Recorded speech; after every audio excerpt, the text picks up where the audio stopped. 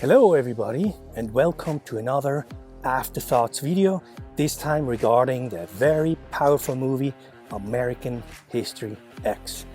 Wow, that was one intense movie, so thank you very much to the person who recommended this movie. It's definitely a movie that will make you think.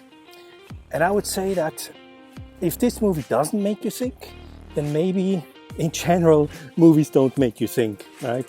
And I guess that's okay too. But I did have a lot of thoughts, so here we go.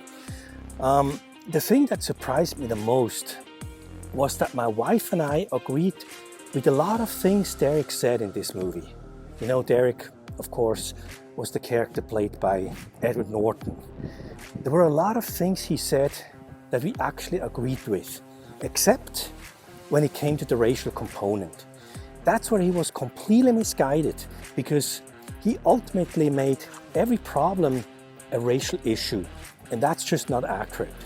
So I'm going to share a few thoughts about that, and I know that for many people this is a very touchy subject, because every time when it's about race, some people seem to lose the ability to clearly think, and they get all emotional, you know. So I will do my best to not trigger anybody, and just keep in mind, these are just my thoughts and nothing else, okay? So first, at one point Derek mentioned the border. He said that our border policies were a joke, that millions of migrants illegally cross the border, and that one thing leads to another, and ultimately the result was chaos. Well, that is true. I mean, this shouldn't really be a controversial statement, because I would say that every fair-minded person with a brain would have to agree with that. Just open your eyes and you'll see what's going on as we speak. I mean, the border is open, millions of migrants come over, and the result is chaos. But again, to now start hating all immigrants is completely misguided. I mean, if I would live at the border of the land of opportunity, you know, that's how we used to refer to the United States when I was living in Switzerland. The land of opportunity, or the land of unlimited possibilities. And I actually still believe that. So if I would live at such a border, and I was looking for a better life, and then one day suddenly the border opens, yes, I would cross that border too. So I completely understand. In my case, I did everything the legal way, I went through the entire immigration process and so on. But the point is that I understand why these people come over here, and hating them for it is misguided. I mean, just think about it. Let's say the government decides that all the blonde people in this country should get $100,000 deposited into their bank account. Then, the next day, they all get 100,000. Now, would it be fair for the rest of the people to start hating all the blonde people? No, it wouldn't be fair. If you want to hate someone in this scenario, you would have to hate the government who is responsible for implementing such an unfair policy, right? It's the same with the border. Instead of hating the immigrants, you would have to hate the government who doesn't enforce existing border policies or border laws. It's that simple. Or am I wrong about that? By the way, I know why the border is open, and I'm sure you can figure that out for yourself, right? Okay, second point. At one point, Derek's father was talking about affirmative action and the best man for the job and so on.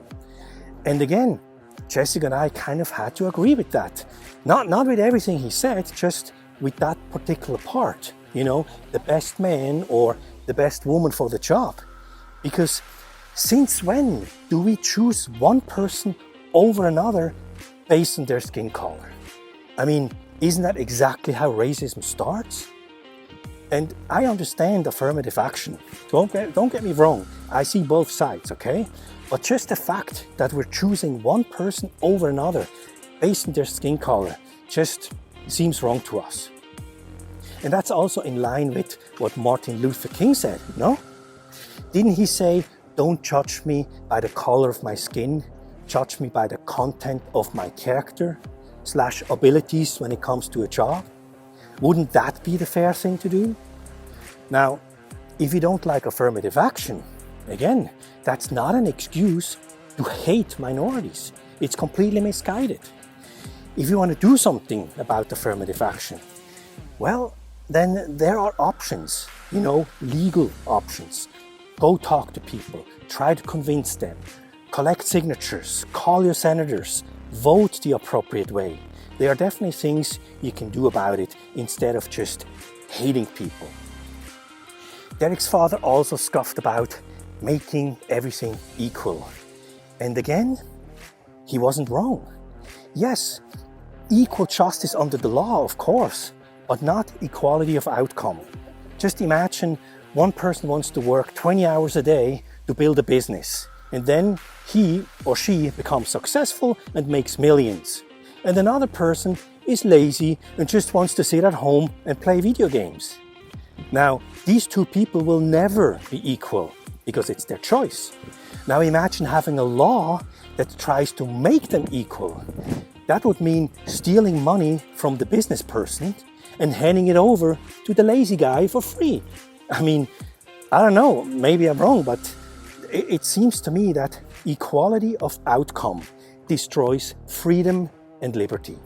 Just my 2 cents. Okay, third, the last thing I want to say regarding the Rodney King incident. Now I have to say that I wasn't in the country when this happened.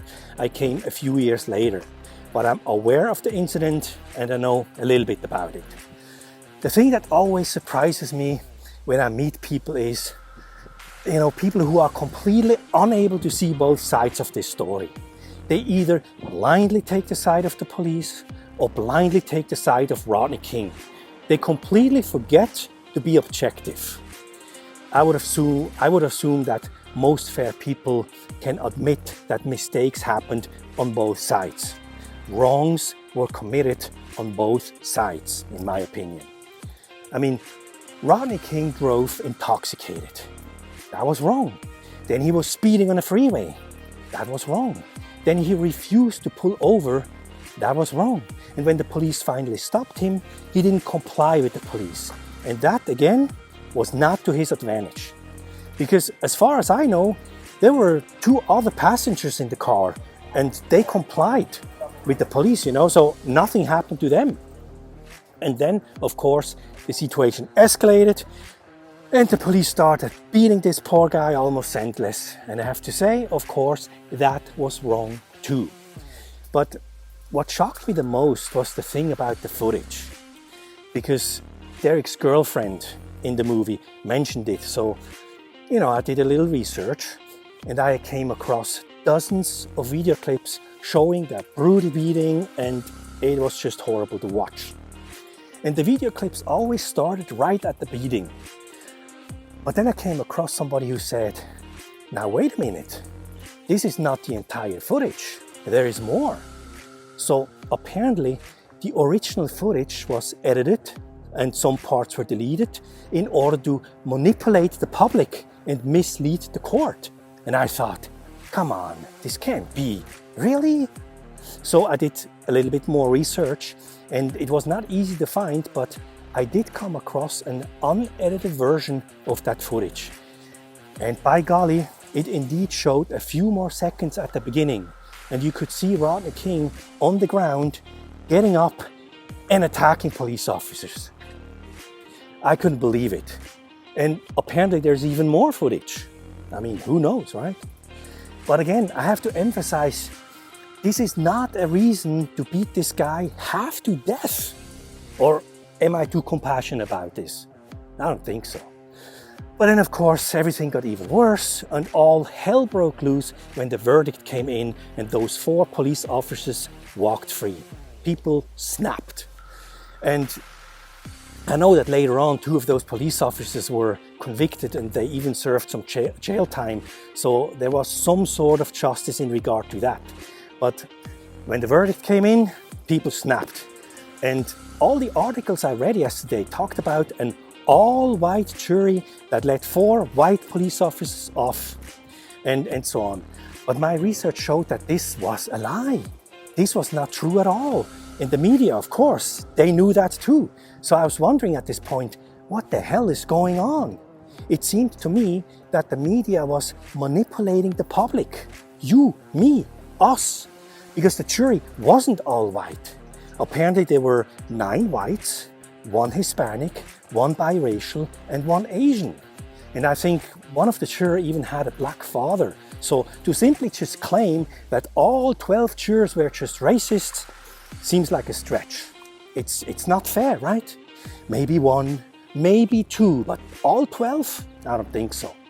Same with the police officers. They always talked about 4 white police officers, but if I'm not mistaken, that's not true either. I think 3 of them were white and 1 of them was Hispanic. But skin color should not play a part in this whole scenario anyway. So the verdict came out and the people started rioting, all emotion driven. Now, I know that Murray, you know, the Jewish guy in the movie, said that it was an irrational expression driven by people who felt neglected by the system. And yeah, okay, even if that is true, I still think it doesn't excuse going out, riot, steal things and burn buildings down. It's just not right. Or am I wrong about that? The problem I see is that all this is emotion driven. And I understand why people acted out. I get it. But I don't agree. I also understand why the cops were acting out after the guy attacked them. But again, I do not agree with those actions either. But one of the worst things I noticed since I'm here in this amazing and beautiful country is that the media seems to intentionally stoke the fire of racism.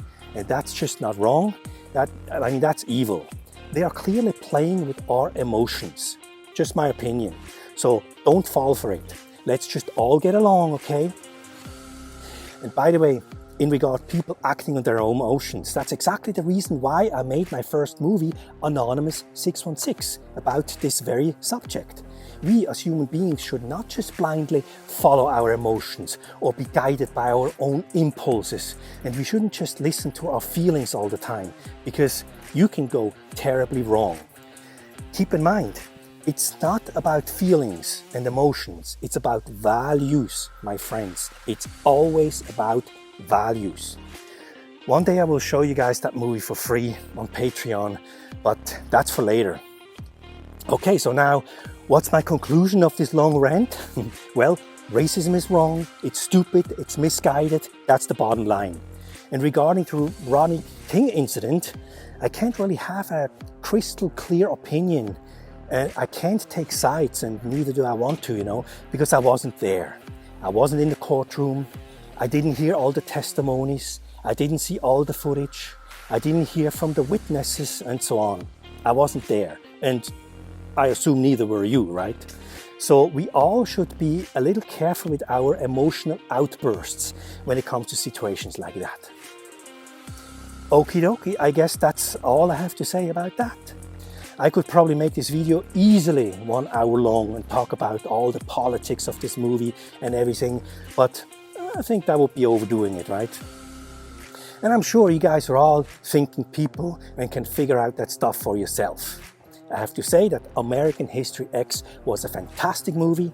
It makes you think, and it even has the power to heal racial tensions on some level. I absolutely loved it. So thanks for being here, and I'll see you in the next one. Okay? Bye-bye.